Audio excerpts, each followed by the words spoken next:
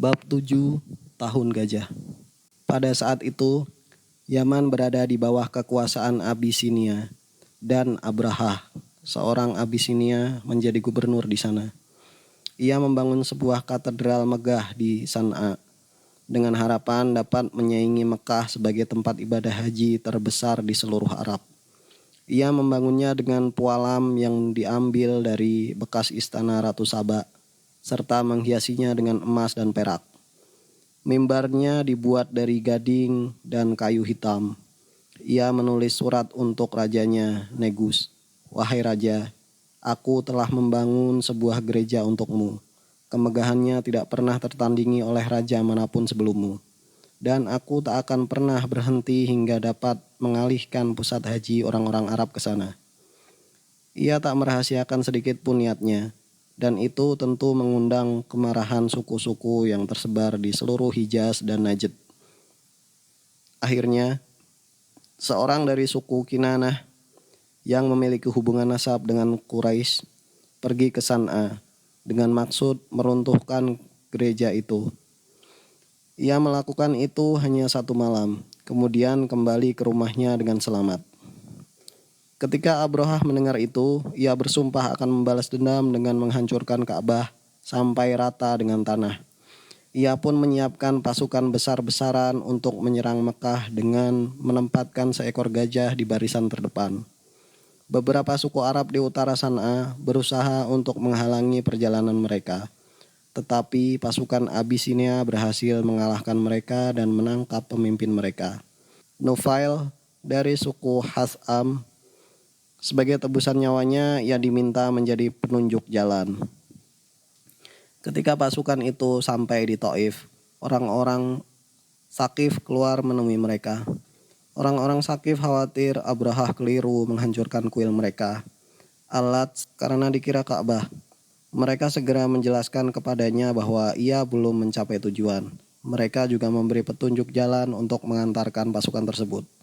Meskipun telah memiliki Nufail, Abraha menerima tawaran itu, tetapi penunjuk jalan itu meninggal dalam perjalanan, kira-kira 2 mil dari Mekah, di sebuah tempat yang dikenal dengan Mughamis, dan ia dikuburkan di sana. Belakangan, orang-orang Arab selalu melempari kuburan itu dengan batu.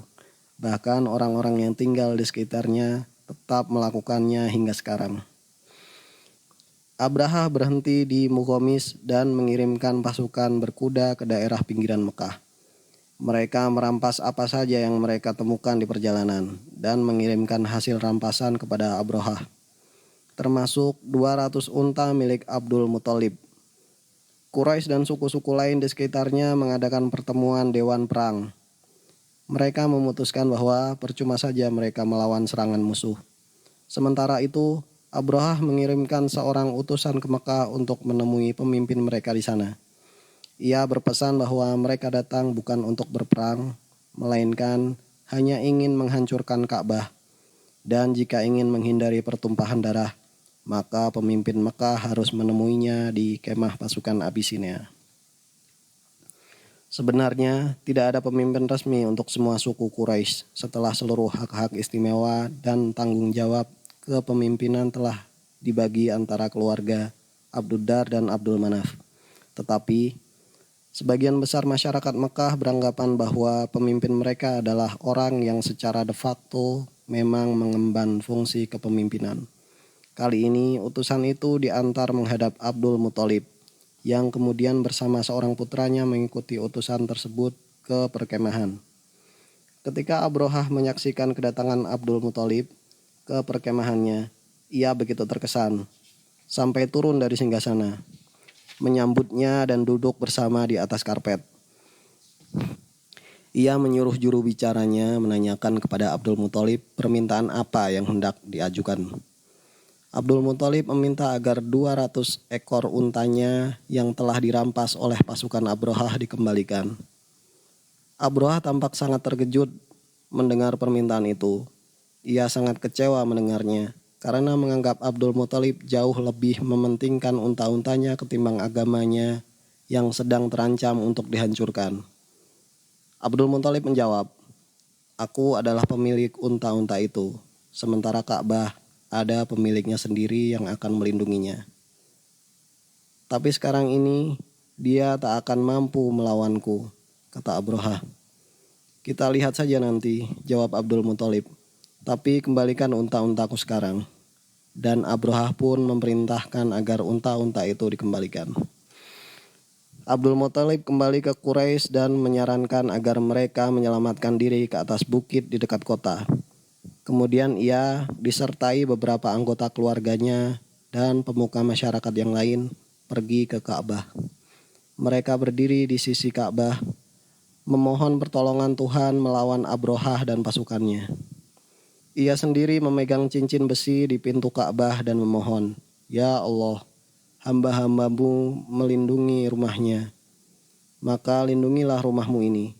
Setelah memanjatkan doa, ia bersama dengan yang lain kembali ke atas bukit, di sebuah tempat yang memungkinkan mereka melihat apa yang terjadi di kota.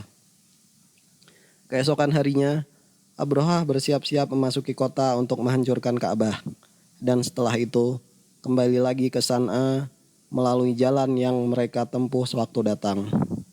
Si gajah yang diperlengkapi senjata berada di barisan terdepan.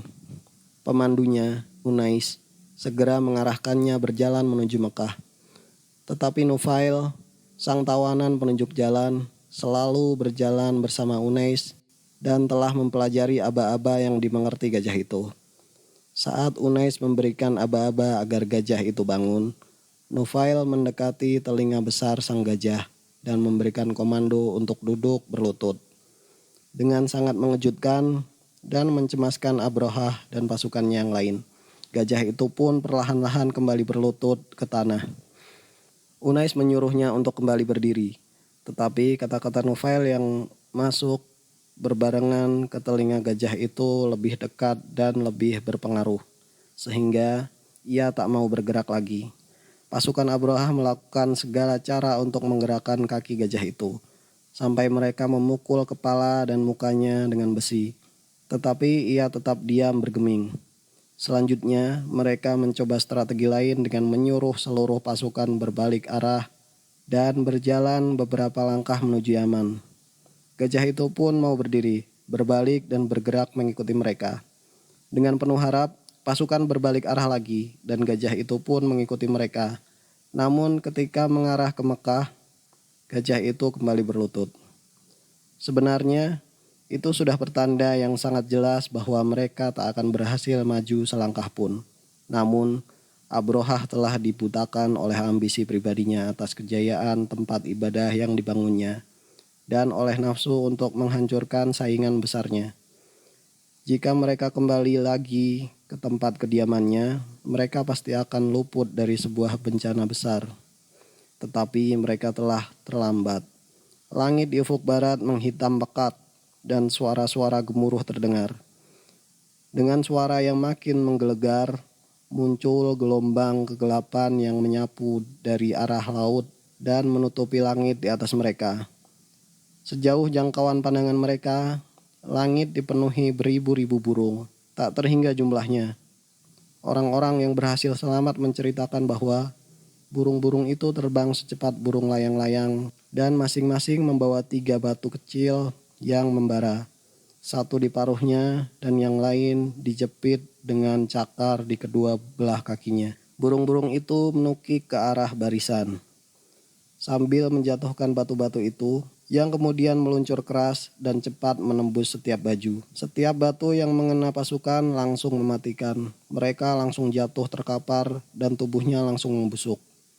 Ada yang membusuk dengan sangat cepat, ada pula yang perlahan-lahan. Tak semua orang terluka, termasuk Unais dan gajahnya. Tetapi semuanya terkena wabah. Sebagian pasukan yang selamat tetap tinggal di Hijaz dan bekerja sebagai penggembala atau pekerjaan lain. Tetapi sebagian besar tentara-tentara itu kembali ke San'a dalam keadaan kacau balau. Banyak yang mati di tengah perjalanan, dan banyak pula termasuk Abraha yang mati begitu sampai di tempat. Sementara Nufail, ia menyelinap pergi ketika para tentara sibuk dengan gajah yang membangkang, dan menyelamatkan diri ke lereng bukit dekat Mekah. Sejak peristiwa itu, Quraisy dikenal di Jazirah Arab sebagai keluarga Tuhan. Dan mereka semakin dikagumi karena Tuhan mengabulkan doa-doa mereka untuk melindungi Ka'bah dari kehancuran. Mereka tetap dihormati, namun lebih dihormati lagi karena peristiwa kedua. Tak diragukan berkaitan dengan peristiwa yang pertama, yang terjadi pada saat yang sama, yaitu pada tahun gajah. Ketika mukjizat burung itu terjadi, Abdullah putra Abdul Muthalib tidak berada di Mekah.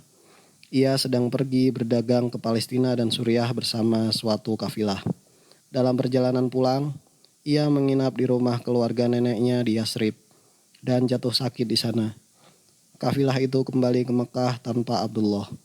Mendengar putranya sakit, Abdul Muthalib segera mengutus Haris untuk menemani adiknya pulang setelah keadaan memungkinkan untuk melakukan perjalanan.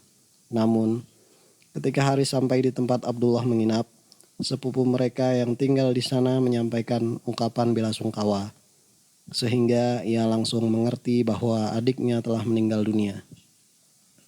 Ketika Haris kembali, kota Mekah diselimuti duka yang mendalam. Namun, pelipur lara Aminah adalah putra Abdullah yang masih dalam kandungannya. Dan ia semakin terhibur dengan semakin dekatnya waktu kelahiran sang bayi. Ia menyadari ada suatu cahaya ajaib yang memancar di dalam tubuhnya.